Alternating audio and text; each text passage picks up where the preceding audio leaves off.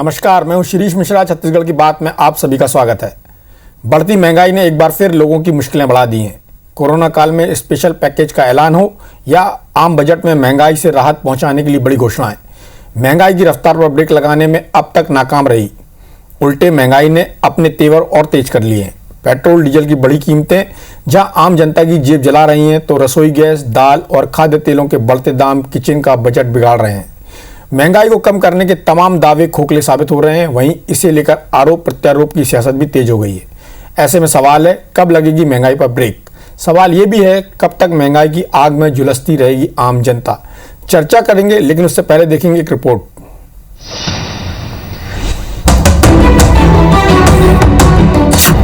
Petrol diesel में आग।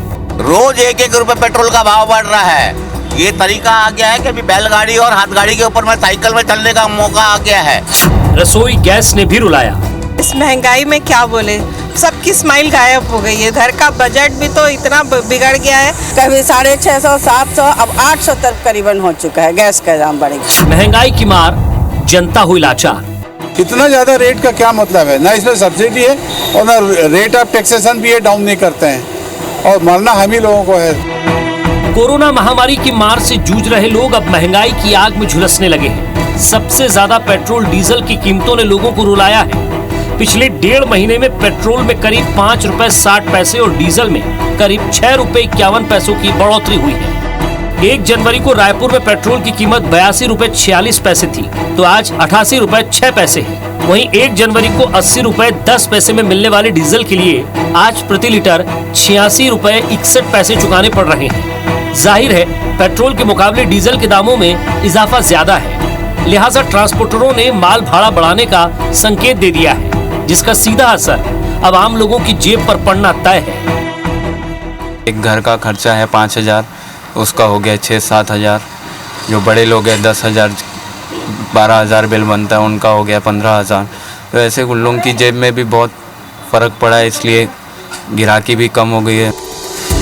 बढ़ती महंगाई अब लोगों का किचन बजट भी बिगाड़ रही है। रायपुर में 1 नवंबर को घरेलू गैस की कीमत करीब 636 रुपए थी, जिसकी कीमत आज 840 रुपए 52 पैसे हो गई है। यानी पिछले 3 महीनों में प्रति सिलेंडर 200 रुपए ज्यादा। खाद्य तेलों की आसमान छूती कीमतें लोगों के स्वाद को बिगाड़ रही है। सनफ्लावर तेल पिछले 10 महीने में लगभग 780 रुपए प्रति टीन की बढ़ोतरी हुई। इसी तरह सोयाबीन तेल में लगभग 700 रुपए, पाम ऑयल में 650 रुपए, राइस ब्राउन में 500 रुपए, फली तेल 300 रुपए प्रति टीन महंगे हो गए हैं। वहीं रोजमर्रा के उपयोग में आने वाला आलू, प्याज और सब्जियों के दामों ने किचन के बजट को बिगाड़ने में कोई कसर नहीं छोड़ी है। पिछले 1 महीने में दाल की कीमतों में भी 10 से 15 रुपए की बढ़ोतरी हुई है। जनता को सबसे ज्यादा प्रभावित करने वाले इस मुद्दे को सियासी पार्टियों ने भी हाथों हाथ ले लिया। धरना प्रदर्शन के अलग अलग तरीके निकाले जा रहे हैं। राजनांदगांव में युवक कांग्रेस ने कार को रस्सी से बांधकर खींचा और केंद्र सरकार के खिलाफ जमकर नारेबाजी की। बढ़ती महंगाई पर सत्ता पक्ष और विपक्ष के नेताओं के अपने अपने तर्क हैं। कई राज्य अपने यहाँ वेट टैक्स कम करके, उस छूट दे करके उसको कम करने का प्रयास किया गया है। छत्तीसगढ़ को भी इस दिशा में कदम उठाने की आवश्यकता है और जनता को रियायत देने के लिए वेट टैक्स को कम करे, जिससे पेट्रोल डीजल के रेट में कमी आ सके। और कई राज्यों ने किया है, तो छत्तीसगढ़ को भी करने में मुझे लगता है कोई दिक्कत नहीं होनी चाहिए। छत्तीसगढ़ के भाजपा नेताओं का दोहरा रवैया, उस समय जब महंगाई बहुत ज़्यादा थी, पेट्रोल डीजल के दाम उसकी तुलना में कम थे, और आज पेट्रोल डीजल के दाम बढ़ाकर महंगाई बढ़ाई जा रही है। लेकिन छत्तीसगढ़ के भाजपा नेताओं को आज वह नहीं दिखाई देता, क्योंकि केंद्र में उनकी सरकार है। ये सही है कि तेल की कीमतें अंतर्राष्ट्रीय बाजार से तय होती हैं, लेकिन मुनाफे का प्रतिशत तो सरकार और तेल कंपनियां ही तय करती हैं। बहरहाल, महंगाई की आग में झुलस रही आम जनता को राहत का मरहम लगेगा, ये बता पाना फिलहाल मुश्किल है। Star Jain, IBC 24, Raipur.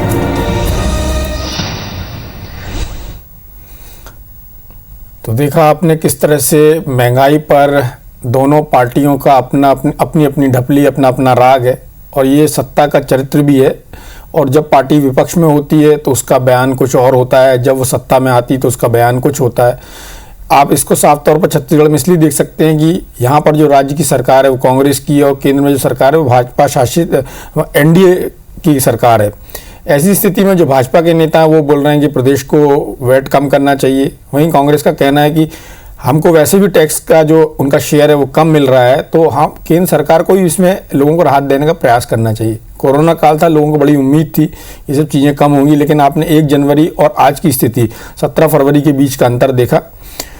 महंगाई कितनी बड़ी है, महंगाई का क्या प्रभाव पड़ रहा है, कांग्रेस कैसे विरोध कर रही, भाजपा कैसे बचाव कर रही, इन सारे मुद्दों पर चर्चा के लिए हमारे साथ 2 खास मेहमान हैं। भारतीय जनता पार्टी से मस्तूरी के विधायक कृष्णमूर्ति बांदी जी हैं। बांदी जी, आपका बहुत बहुत स्वागत है। कांग्रेस से रमेश वर्ल्यानी जी हैं जो यहाँ से कांग्रेस का पक्ष रखेंगे। तो सबसे पहला सवाल कृष्णमूर्ति बांदी जी आपसे ही कर लिया जाए, क्योंकि आपके जो प्रधानमंत्री हैं जब वो विपक्ष में हुआ करते थे तो वो साफ तौर पर कहते थे कि मनमोहन सिंह की जितनी एज है उतना पेट्रोल का दाम है या उतना डॉलर की कीमत है, और आज जब पेट्रोल की कीमत और डीजल की कीमत इतनी बढ़ चुकी है कि लोगों को इससे संभल नहीं रही है। और जैसा कि आपने देखा भी होगा हमारी खबर में 1 नवंबर को रसोई गैस की क्या स्थिति थी और आज क्या स्थिति है। क्यों जनता को बार बार इस चीज़ के लिए प्रेरित किया जा रहा है कि वो आपकी सरकार या आपकी पार्टी के खिलाफ खड़े हों?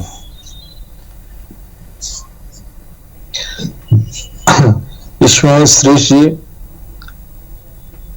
पूरे देश में आज जो डीजल पेट्रोल के भाव लगातार वृद्धि हो रहे हैं, ये एक प्रक्रिया सा हो गया है और यह प्रक्रिया किसी के हाथ पे रहता नहीं है। यह पूरे विश्व की वैश्विक बाजार के आधार पर निर्णय होता है और वैश्विक निर्णय के आधार पर ही उसकी कीमतें और इसमें तय होकर के आ जाती है। इसके कारण रेट में हमेशा बदलाव की स्थिति बनी रहती है। आज भी हम देखते हैं कि हमारा कंजम्पशन देश की तुलना में बहुत ही बढ़ा हुआ है। हमारी आवश्यकता भी बहुत देश में पहले कुछ थी, अब आवश्यकता हमारी बहुत बढ़ी हुई है। इस पर भी विचार किया जा रहा है कि किस तरीके से कम करें। दूसरे ही राज्य सरकारों को भी एक वो दिया जा रहा है कि राज्य सरकार भी इस पर कुछ थोड़े से कदम उठाए ताकि लोगों को इस महंगाई की राहत से बने। और वो एक सरल सा है कि राज्य सरकार अगर कहीं वेट टैक्स को कम करती है तो उसमें कुछ हद तक के राहत मिल सकता है। अगर राज्य सरकार ने किसी तर्कों के आधार पर अगर वो वेट टैक्स का नहीं बढ़ाएंगे, जिद में रहेंगे, उनकी अगर सोच इस बात पर आधारित हो कि क्योंकि केंद्र सरकार से निर्धारित है, हमारी कोई भूमिका नहीं है, तो उनकी भूमिका है थोड़ी सी कि वो वेट को कम कर सकते हैं और कुछ की राहत दे सकते हैं। चूंकि उनको बदनाम करने का विषय होगा और उस पर आरोप लगाने का विषय होगा, उनकी राजनीति करने का विषय होगा, तो इस वेट को कम नहीं करेंगे और उदाहरण दे सकते हैं इस पे। तो मेरा यह है कि हम सब लोगों को कि आज महंगाई है, परिस्थितियों के आधार पर बढ़ रही है, उसमें नियंत्रण तो होनी चाहिए, लोगों पर इसमें आना चाहिए। तो अपनी अपनी भूमिका पे रहे, परिस्थितियों पर रहे, अंतर्राष्ट्रीय परिस्थितियां जो कह रही हैं उस पर भी रहे। राज्य की भी अगर है तो राज्य भी अगर मदद करके श्रेय ले सकती है वो कि नहीं, हम टैक्स में हम मदद कर सकते हैं। बांदी जी, आपने अपनी बात बहुत संयत तरीके से कही है, लेकिन जब आपकी पार्टी विपक्ष में होती थी तब आप जो प्रधानमंत्री जी हैं अभी नरेंद्र मोदी जी, वो लगातार इस बात को रेखांकित करते थे कि महंगाई ऐसे बढ़ रही है और इस तरह से महंगाई बढ़ रही है। और इस देश ने वो समय भी देखा है जब महंगाई के कारण सरकारों को नुकसान हुआ है। और आपका कहना है कि जब इंटरनेशनल मार्केट में उसकी कीमत बढ़ती है, इसके कारण इसका असर देश में भी पड़ता है। तो ये बात तब क्यों नहीं आपको समझ में आती जब आपकी पार्टी विपक्ष में होती है, या आपकी जो भारतीय जनता पार्टी की सरकार थी मध्य प्रदेश में, तो वो मनमोहन सिंह के खिलाफ वहाँ के मुख्यमंत्री शिवराज सिंह साइकिल चलाते थे। अब उनको नहीं समझ में आ रहा कि अभी साइकिल चलाने की ज़रूरत है जब इस तरह से कीमतें बढ़ रही हैं। दूसरी आपने एक बात बोली कि राज्य सरकार के हिस्से में थोड़ा सा उसका हिस्सा है, लेकिन इसका मतलब ये हुआ कि बड़ा हिस्सा तो केंद्र सरकार के हाथ में है। तो केंद्र सरकार इसमें बड़ी राहत क्यों नहीं देती? और जबकि आपको मालूम है कि पूरे देश में क्या स्थिति है। पहले तो सबको गैस पे सब्सिडी मिलती थी, पहले बोला उसको छोड़ने के लिए, और अब तो लोगों से सीधे ही उनकी गैस की सब्सिडी छुड़ा दी गई है। जो गैस के दामों में भी वृद्धि हुई है, लोगों के घर का बजट बिगड़ रहा है। और आप देख रहे होंगे ना सिर्फ ईंधन के मामले में बल्कि जो खाद्य तेल है उनकी कीमतें में भी इजाफा हुआ है, प्याज में भी इजाफा हुआ है, बाकी जो चीज़ें हैं जो रोज़मर्रा की चीज़ें हैं उनमें भी लगातार इजाफा हो रहा है। तो इस महंगाई को कंट्रोल करने टमाटरों में भी देखें, किसान अपने टमाटर को रद्दी के भाव बेचने के लिए भी तैयार है, टमाटर को जड़ समेत उखाड़ रहे हैं। ये भी आपके समाचार में आया है। किसानों की स्थिति दुर्गति भी हो गई टमाटरों के नाते। ये भी ऐसी कैसे परिस्थितियां आ गई, इस पर भी विचार कर रहे हैं। विचार तो आप लोग को ही करना पड़ेगा क्योंकि आप ही नीति निर्धारक रहते हैं जब सत्ता में आते हैं। खैर, मैं वर्ल्यानी जी के पास जाता हूँ। वर्ल्यानी जी, आपका क्या कहना है जिस तरह से आपकी पार्टी लगातार प्रदर्शन कर रही है, कहीं कार को खींच रहे हैं, कहीं पर आपके महिला मोर्चा जो है, महिला कांग्रेस है, वो प्रदर्शन कर रही है, तो आखिर आपके इन प्रदर्शनों में क्या जनता शामिल हो रही है? जनता का आपको सपोर्ट है?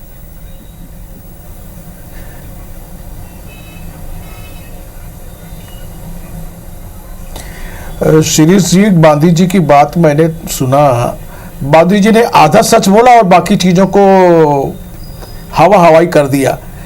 उन्होंने ये सही कहा कि अंतर्राष्ट्रीय बाजार में पेट्रोल डीजल का जो कच्चा तेल होता है वो तय होता है, और ये व्यवस्था अटल बिहारी वाजपेयी जी के समय में तय हुई थी। उन्होंने पेट्रोल डीजल के भाव डिकंट्रोल किए थे और अंतर्राष्ट्रीय स्तर पर जो होगा उस पर हम लेंगे। यूपीए सरकार के समय में अंतर्राष्ट्रीय बाजार भाव था $114।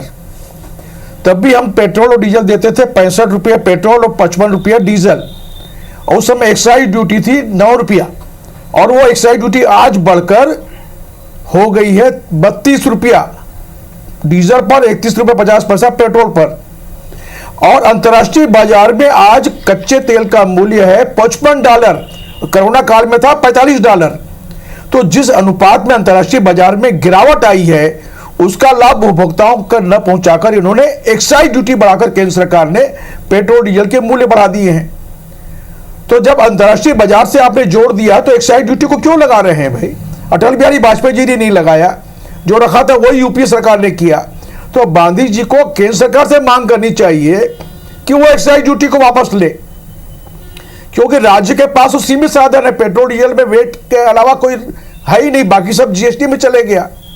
तो शुद्ध रूप से केंद्र सरकार पेट्रोल डीजल के मामले में सारा बोझ आम उपभोक्ता पर डाल रही है, जिसका नतीजा ये हो रहा है कि माल भाड़ा बढ़ रहा है। माल भाड़ा बढ़ने से रोजमर्रा की वस्तुओं की कीमतें बढ़ रही हैं, और महंगाई की स्थिति यह है कि कोरोना काल का लाभ उठाकर केंद्र सरकार ने सारी रेल व्यवस्था, रेल परिवहन जो सस्ता था, वो रेगुलर ट्रेन चलती थी तो भाड़ा था रायपुर से तिल्दा का 10 रुपया।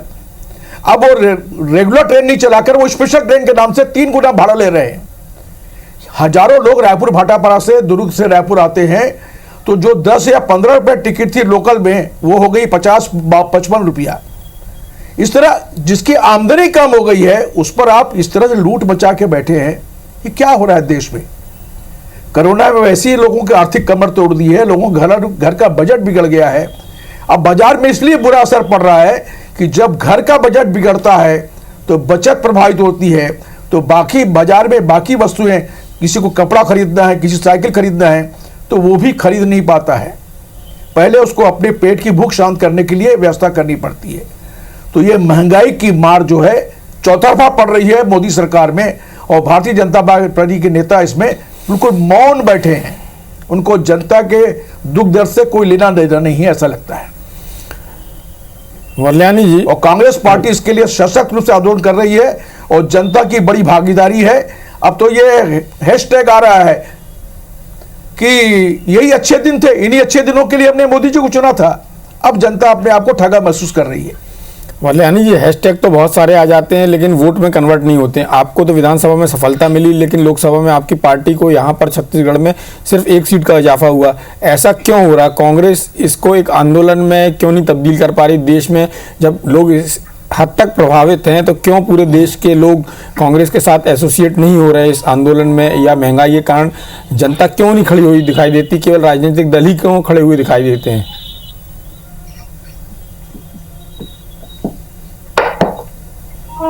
शिरीष जी, असल में शिरीष जी, आपका सवाल बहुत ही मौजूद सवाल है, बहुत अच्छा सवाल है। विधानसभा में हमको बहुमत मिला, लोकसभा में हमारे को बहुमत नहीं मिला। उसके पीछे शुद्ध कारण ये है कि मोदी सरकार ने पुलवामा कांड के आधार पर एक राष्ट्रवाद का एक जो खड़ा किया इशू, उसके आधार पर जीत गए। और मुझे कभी कभी अब तो जो आर भारत में जो चैटिंग से आया है, तो उसमें यदि जांच करा ली जाए तो पुलवामा का सच निकल कर आ जाएगा।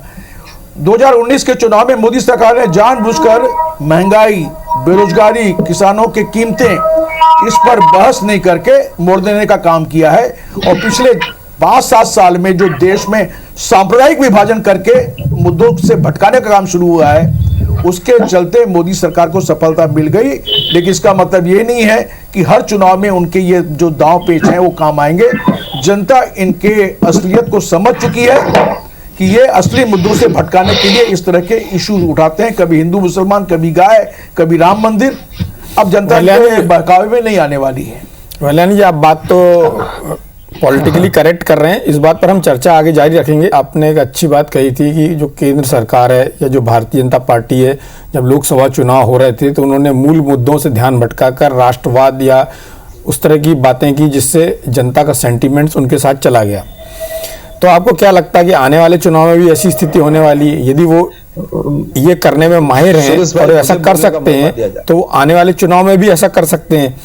तो क्या कांग्रेस क्या करने जा रही है कि जनता के सेंटीमेंट्स उसके साथ जुड़े और ये जो कांग्रेस का एक आंदोलन है महंगाई के खिलाफ, ये जन आंदोलन का एक स्वरूप ले और जनता को वाकई में राहत मिले? और जैसा कि किसानों के मामले में आपकी पार्टी की सरकार ने यहाँ पर अपनी तरफ से बोनस जैसी राशि देने की एक व्यवस्था की राजीव गांधी न्याय योजना के तहत, तो क्या ईंधन के मामले में भी सरकार कोई रियायत देगी?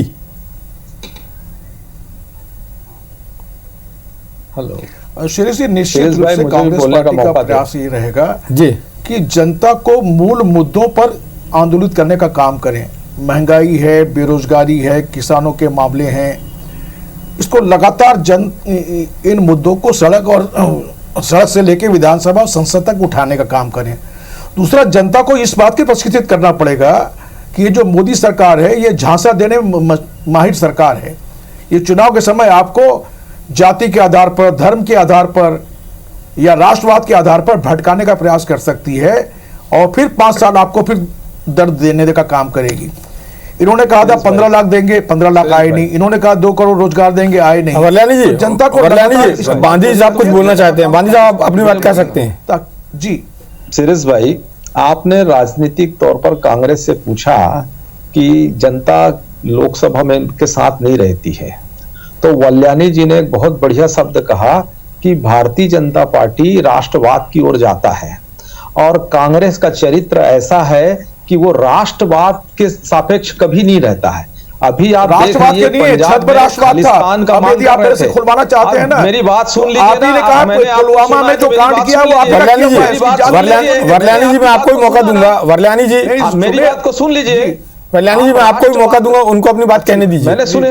हाँ, तो इन्होंने कहा कि राष्ट्र, भारतीय जनता पार्टी सदैव राष्ट्र है, राष्ट्र ही जीवन है हम सबका। और इनको राष्ट्रवाद इनको बड़ा खोखला लगता है। उनको लगता है यहाँ से कांग्रेस के चरित्र ऐसा है, दिल्ली में यहाँ से पैसा इकट्ठा करते हैं और वो खालिस्तान के मांग करने वालों को सपोर्ट में, समर्थन में वो पैसे इकट्ठा करते हैं, इकट्ठा करते हैं, उनको भिजवाते हैं। ऐसा तो इसीलिए जनता इनको नकारती है। सदैव ये राष्ट्रवाद इनको परिभाषा में ही कुछ दूसरा है। कांग्रेस के मेरा जवाब भी बांधी जी और बेरोजगारी का है। आज भी इन्होंने घोषणा किया हुआ है बेरोजगारी को लेकर के, हम भत्ता देंगे, युवाओं को बेरोजगार देंगे। इनके कार्यकाल में इनको पूछ लीजिए वल्यानी बांधी जी, मुद्दे की बात करिए। अभी घोषणा पत्र पर बात नहीं हो रही है। अभी घोषणा पत्र पर बात नहीं हो रही है। मैं तो मुद्दे की ही बात कर रहा था, लेकिन राजनीतिक तौर पर बातचीत को आपने ही प्रश्न चिन्ह पर खड़ा किया, इसलिए मुझे बांधी जी, आप भी जानते हैं कि कांग्रेस की भी यदि केंद्र में सरकार होगी तो वो नहीं चाहेगी कोई देश भारत पर हमला करे या भारत पर कोई हमला करेगा तो उसका जवाब यदि केंद्र में कांग्रेस की सरकार होगी तो वो भी देगी। लेकिन बात रमेश वल्यानी जी ने यही कही कि मूल मुद्दों से ध्यान भटकाया जाता है, डाइवर्ट किया जाता है। कितनी राउंड गोलियां चली इसको पूछा जाता था। कांग्रेस के जमाने में आज कितने बॉर्डर पे कितनी लाइन गोलियां चली, मोदी जी के जमाने में गोलियां नहीं पूछी जाती, स्ट्राइक किया जाता है। यह फर्क है।